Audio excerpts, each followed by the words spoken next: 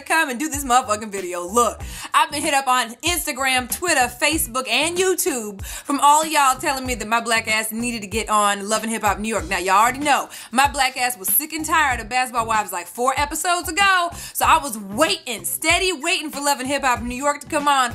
And I'm so happy to find out that we got some new motherfuckers on there. There's like 8 bitches on there now. Some like hella bitches. And K. Michelle's on there now. So I'm excited to see how she kind of, you know, does her thug thistle. Now, y'all know I just am now watching the episode, okay? So I'm ecstatic to get started on this recap because this seems like there's going to be a lot of buffoonery in this particular show. So let go. By the way, no ring. Again, why? Because your girl is making herself a wig. Yes, me, myself and I is making myself a wig, and I'm coloring some hair. Neither of those 2 things I have ever done in my entire life. So your girl has no ring on, and she done broke a damn nail, so you're gonna notice that, and that's just from this whole process. Yes, I have shot it and I'm shooting it, so you will see it on this channel. Whether it works or fails, y'all know I keep it funky with y'all, so we're gonna do that too. Be on the lookout for that. But let's get started with this damn recap, shall we?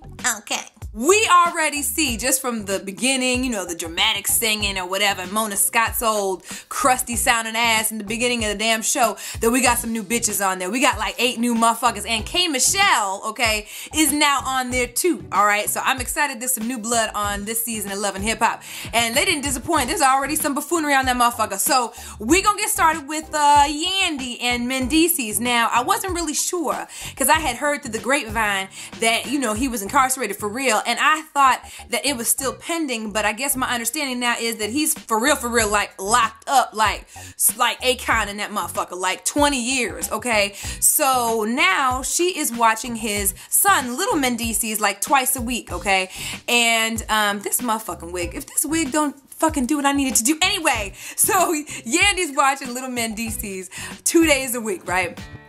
And I guess her and Mendices basically concocted something to be able to tell him that, you know, his father was in the army. Now, this motherfucker is 7 years old. And I mean motherfucker in the nicest way possible. My thing is, he's a little too old to be making that shit up, because at the end of the day, this shit is on television. It's different if you told him he was in the army and he wasn't gonna be on television, and your ass wasn't gonna be on television, and your ass ain't all over all these social networks and shit, and that other motherfucker's parents wouldn't see that his ass is in jail. And I mean, you know, more power to you, and I pray for y'all. However, he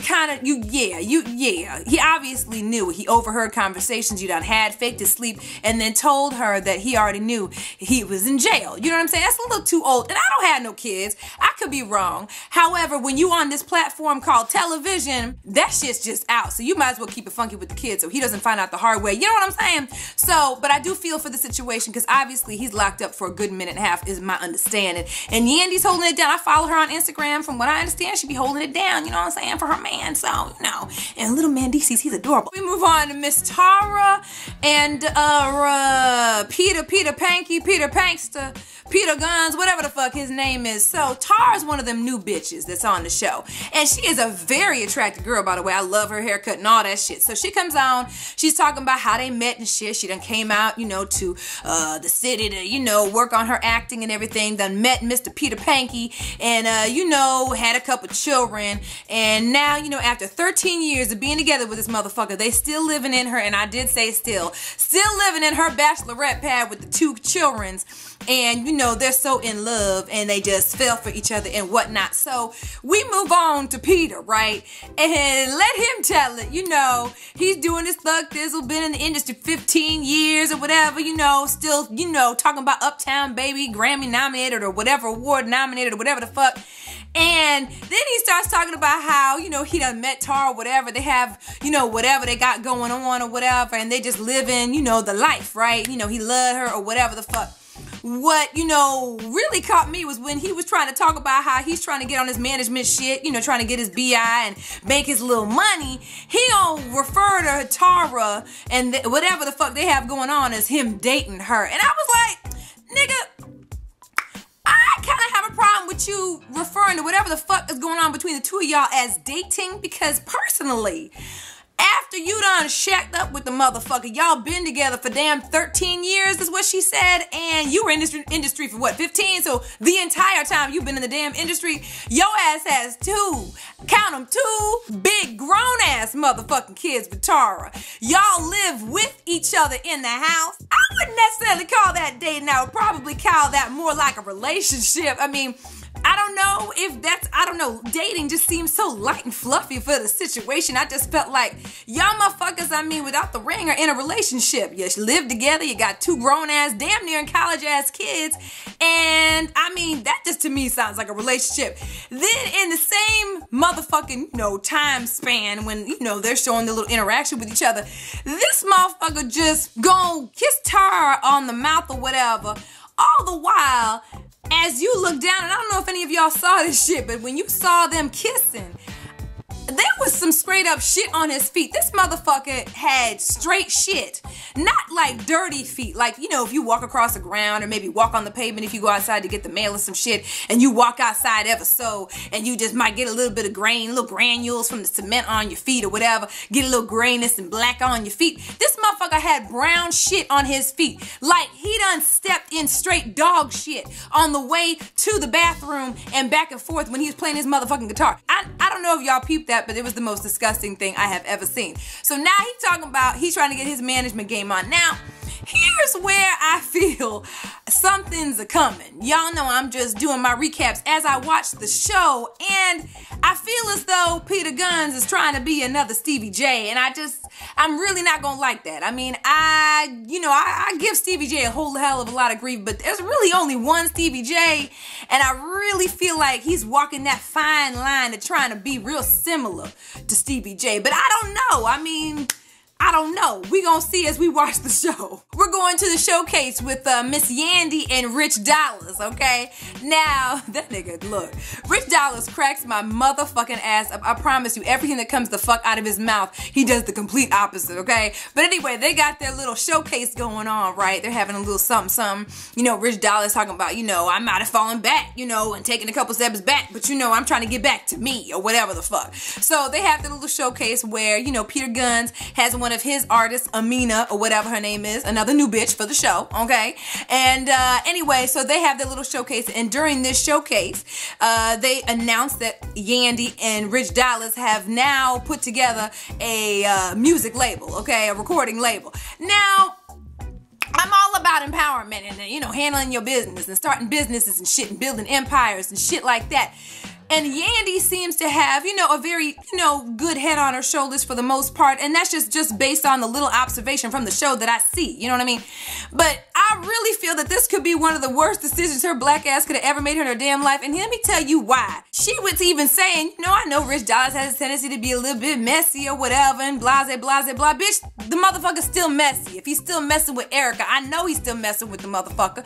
And he's just a messy motherfucker in general. I don't know if y'all saw, if you go to some of the gossip blogs or whatever, you'll see, there's all kinds of shit that's happened with Rich Dollars, whatever his name is, over the last, year or two. You know what I mean? Even throughout the time that the show was airing last season. He's messy than a motherfucker. That right there, I wouldn't even touch business-wise as far as coming together to do a recording label. But, it's whatever. You never know. That shit might pop off or whatever. Anyway, so amino acid, whatever the fuck, this bitch starts singing her little song, and it's touching and it's cute and it's Rich Dollars, on his little set, they trying to, Peter Gunz is trying to get her signed and shit. And Peter Gunz brought Tar with him to the showcase. Obviously, that's what they were getting ready to go to, was the showcase. So this messy motherfucker, after this amino acid bitch gets done with her shit, right? She's sitting on the table. He's all amped and excited because everyone's amped and excited about her fucking performance.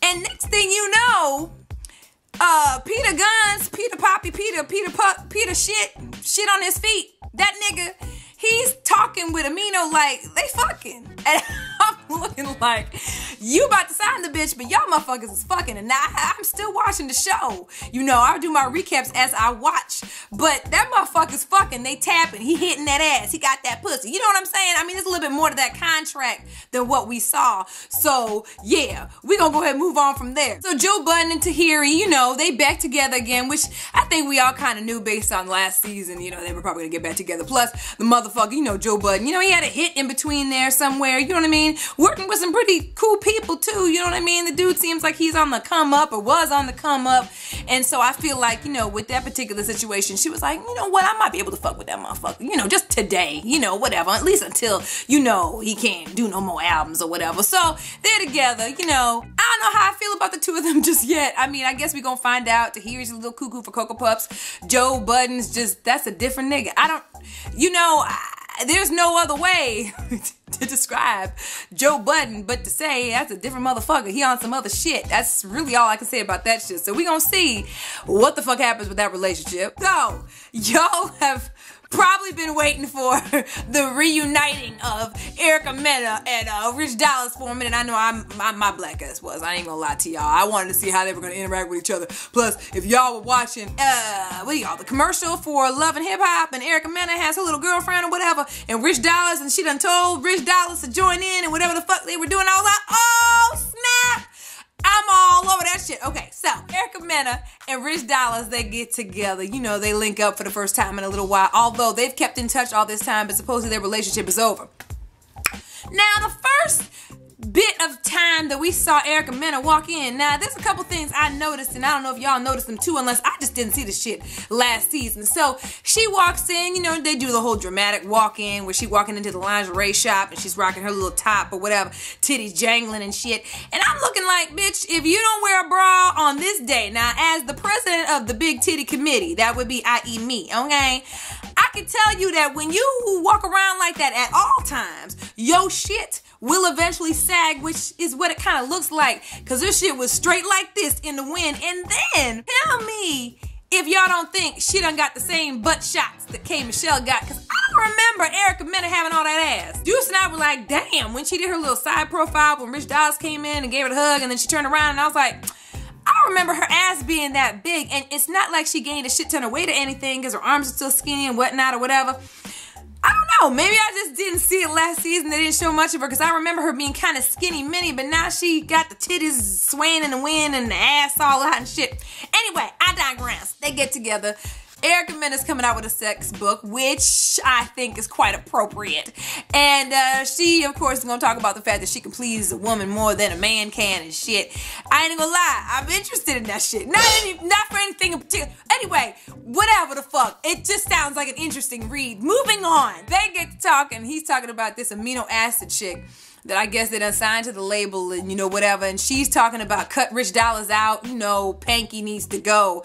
And, of course, his stupid ass is trying to rekindle some shit and looking at her like she a damn pork chop, talking about some, did you miss me? Do you miss me? I'm like, this nigga again, okay? So that was pretty much their first encounter. We had a chance to see that, obviously, amino acid and Peter Pumpkin, they fucking, right? Been fucking. He's been fucking with her for a minute and a half. I guess she's been managed by him for over a year, and he claims he done fell in love with the bitch. Now, they in the studio, and she actually sounded really good. I mean, I was actually grooving to that song, whatever the fuck she was kind of humming and singing with the piano, and he was hitting the, you know, the drums, and I was kind of like getting into it, you know, whatever. And then she done, you know, turned around and asked, you know, if he wanted to play with her motherfucking keyboard. I was like, I am so through with your ass. So this motherfucker done forgot to pick up and take his child to school. The motherfucker, you know what, not worse yet, his motherfucking ass forgot to come the fuck home.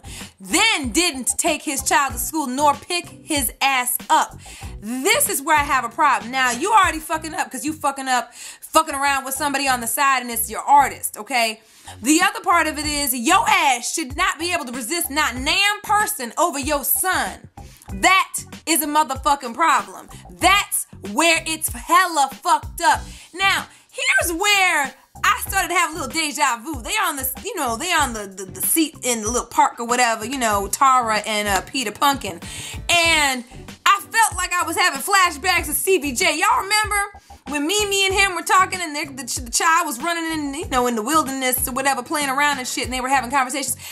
I personally feel like Stevie J gives a fuck more about his child than Peter Gunz does. Because who the fuck leaves their child because they fucking some other bitch? So we already know, obviously, that K. Michelle done came back in or whatever. She got picked up from her friend on a private jet or whatever. And, you know, she's back. She's trying to get her paper, doing a thug thizzle. And there really ain't shit to talk about with that situation. Her best friend done came and picked her up. Her hair's looking fierce as per usual. Wow, I love that red on her, and ain't shit to talk about with Kate Michelle's plot, period, end of story. Alright, so we also back to Joe Budden and Tahiri, and they done got some, you know, STD tests or whatever, because I guess they ain't trying to use no kind of prophylactics or whatever, at least on his end or whatever. And he got a clean bill of health, she got a clean bill of health or whatever, so they say. And they cool, they finna fuck. Okay, now we gotta get to the nitty gritty. I'm sorry. We move on to when she does a little private showcase for Rich Dollars. And, you know, whatever the fuck, right? They in the little bar lounge, whatever. You know, Peter Gunz and Rich are talking and shit. Now, I need you to recall back last season when Rich Dollars had his little situation with Erica, right? And Peter Gunz was the first motherfucker to be like, cut that bitch. Like, that bitch is damaged goods and not even worth our time, our money, our energy for the business. Cut her ass loose, right? And this is when his ass really wasn't on the show. He only came in for those little cameos and shit. Which, by the way, I really need to talk to the producers of the show, because why the fuck did they not think that Peter Gunz would have been a perfect addition to Love and Hip Hop until now? Spoiler alert like a motherfucker, because if you haven't seen this episode, I'm finna fuck it up for you. So, Peter Gunz is talking to Rich Dollar while old girl is singing and shit. And, of course, Rich Dollar's like, nigga, you on some other shit trying to fuck, you know, you fucking around with this bitch and you mixing business with pleasure. And I know just about 6 months ago, your ass was telling me I needed to drop what the fuck I was doing, but see, you got a different situation, because Peter Gunz got some kids and his baby's mother relationship, or whatever the fuck he wants to call her, at the crib in town, and you finna fuck that shit up fucking with this bitch, right? So Peter Gunz like, I don't know, man, I done fell in love with a girl. I don't know, she was going through some shit with her boyfriend, and I was going through some shit at home, and I done fell in love with the girl, and Rich is shaking his damn head. So the bitch comes over, and of course, on cue, Peter Gunz gets the fuck up. So here's Amino Acid sitting talking to Rich Dollars, and she proceeds, to kind of, say how much fun they're having, and we're just having a blast, and all whatever the fuck. And Rich is like, look, I know what kind of fun y'all are having, and this shit may not be good for business, so this man has a family that you could be potentially fucking up. And this trifling bitch is gonna be like, oh, well, you know nothing about our situation and you have no right to talk about it. And he's like, oh, wait a minute now. I do have a right to talk about it because y'all motherfuckers done mixed business with pleasure, and my black ass is part of this business, so yeah, I'm gonna have a stake in what the fuck is going on between y'all two motherfuckers. And then this little bitch gonna sit around and be like, yeah, speaking of wifeys, I'm the motherfucking wifey, and the bitch lifts her damn shirt up to show a motherfucking tattoo with Mrs. Panky on it to say that her ass got married. Them two motherfuckers got married. When I say my jaw dropped, Juice and I both were like, hey! We did not expect that at all. What in the fuck just the fuck went down? Like, when I say Stevie looks like a motherfucking saint right now. What the fuck, man? And then I saw the damn previews for the rest of the damn season. Y'all, all that shit I was talking about on Basketball Wives and how boring them motherfuckers are, this whole show right here is finna make up for it. I feel like VH1 heard my plea, saw my recaps, and saw how bored I was with that show and recapping that motherfucker, and said, you know what, let me give Sandy a little something to talk about for real, and gave me Love and Hip Hop. Look, we about to have a motherfucking good ass time with this show right here. So, I need y'all to leave your comments down below. Let me know what the fuck y'all thought of Love and Hip Hop New York. And if you have not seen it, you need to watch it just for the shits and the motherfucking giggles. Again, VH1, good looking out on bringing Peter Gunz up in through this motherfucker, but it's tardy as fuck. That's okay. They shit probably wasn't out at that time, which is probably why they couldn't have her on the show. Either way, I'm happy you done did so. This is, woo!